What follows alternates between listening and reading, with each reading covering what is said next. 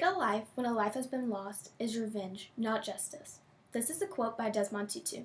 This quote is the essence of why the death penalty should be abolished. It is not justifiable. The death penalty needs to be illegal nationally because it is unconstitutional, inefficient, and discriminatory. I'll first begin with why the death penalty is unconstitutional, inefficient, and unfair. The framers, the original writers of the Constitution, created a Bill of Rights. Within the Bill of Rights are the first 10 amendments, in which we find to be self-evident and true, despite one's race, religion, or political views. Acknowledging this fact, I will state the 8th Amendment. Excessive bail shall not be required, nor excessive fines, nor cruel or unusual punishment be inflicted. The last clause I will repeat, nor cruel and unusual punishment.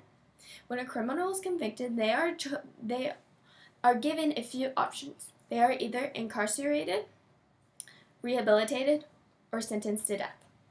To begin with, these three options, the death penalty is by far the cruelest and most unfair.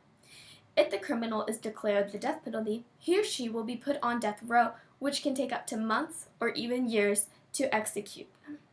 In states where the death penalty is active, they can choose between numerous ways to execute the prisoner. Many of the criminals choose the lethal injection.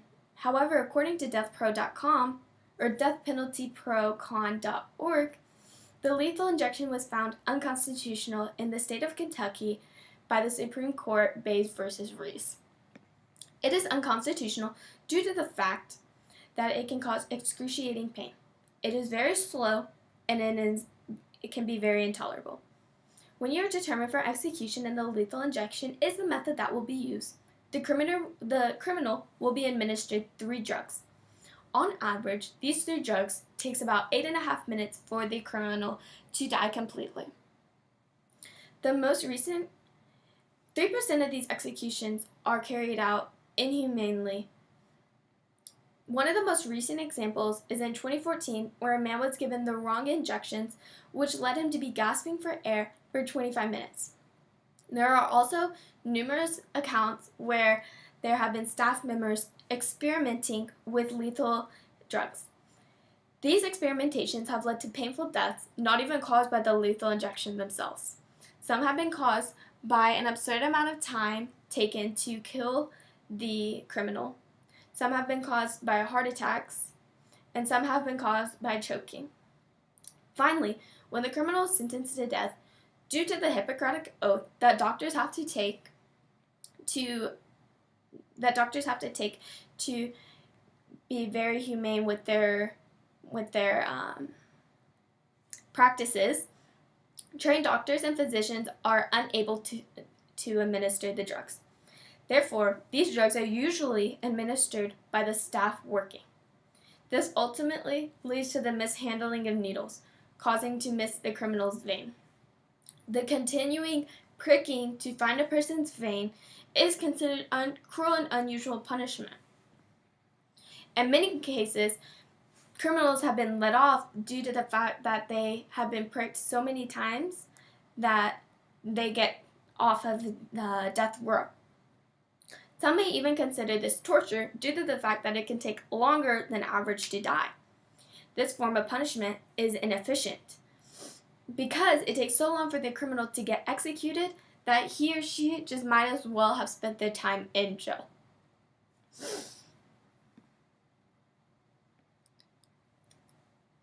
According to deathpenalty.org, the death penalty costs taxpayers $90,000 more a year than a prisoner. Finally, the death penalty is discriminatory.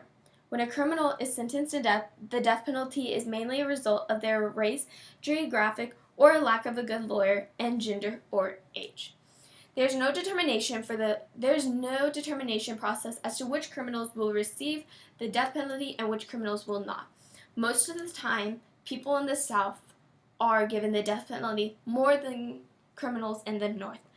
Also, males are also given the death penalty more than women, and blacks are given the death penalty more than whites. Sometimes when people are given the death penalty, it is not even the worst of the worst crimes that has happened. It is simply a subjective, unfair, discriminatory, and biased selection process. This election process has resulted in the loss of innocent lives. According to deathpenaltyprocon.org, since 1973, 121 people have been released from death row after evidence of their innocence. This number is rising and needs to be addressed. The death penalty is unfair, unconstitutional, and needs to be abolished. Now that I have covered the reasons why the death penalty should be abolished, I will cover the solutions when a criminal is convicted. When a criminal is convicted, instead of sentencing him or her to death, the criminal can be sentenced to life without parole or a rehabilitation process. Life without parole will incarcerate the criminal for life, and parole will mean that they will have no chance to go to court to try and get out of life. Life without parole will incarcerate the criminal until he or she dies, and it will be humane. Without parole, the criminal is guaranteed to be locked up for life. This punishment is sufficient because it is fair. If the criminal is found to be innocent, then he or she may be released. However, if the criminal is sentenced to death row and is executed and found to be innocent, you cannot reverse the execution. Rehabilitation programs are also deemed necessary to criminals that may have psychological problems. The law states that the death penalty is allowed, however, minors and mentally retarded people cannot be sentenced to death row. However, there have been many instances where they have wrongly executed the mentally ill people. Therefore, instead of the death penalty, a criminal can be incarcerated or rehabilitated in order to completely remove all cases of accidentally executing a criminal that may be innocent or executing a mentally ill person that could have gotten help. Lastly, I will cover the benefits of these solutions. Incarcerating a person is, as I have mentioned, cheaper on taxpayers. Incarceration removes all chances of the execution of an innocent civilian. Incarceration is fair among everyone because when you are incarcerated, it will solely be based on your criminal act and not on your race, gender, or ethnicity, nationality, religion, politics, your lack or advantage of a lawyer. It will solely be based on your criminal act itself. It removes the prejudice from the selection process. Rehabilitation can help turn criminals into viable citizens again that can help and are working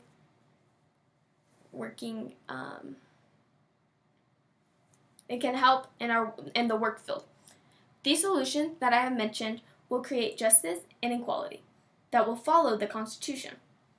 Therefore, I will be that the death penalty should be abolished. I will leave you with this. How can you justify taking one's life due to their criminal act? Does that make you any better than the criminal themselves? Do you compromise your morals at the expense of their suffering? Are you really for the death penalty? Thank you.